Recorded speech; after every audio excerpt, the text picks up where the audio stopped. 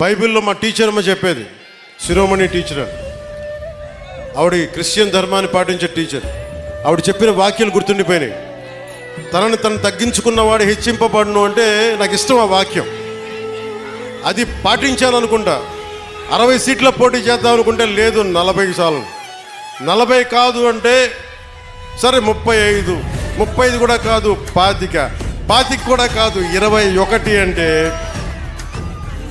21 మొత్తం గెలుపు దేశం మొత్తం మాట్లాడుకునేలా చేసింది.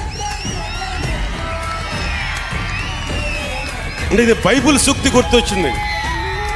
ఒక బైబిల్లో ఉన్న సూక్తి ఎంత గొప్పది అంటే, తనని తను తగ్గించుకుంటే హెచ్చింపబడతావంటే ఇంతకు మించిన సాక్ష్యం ఏం కావాలి?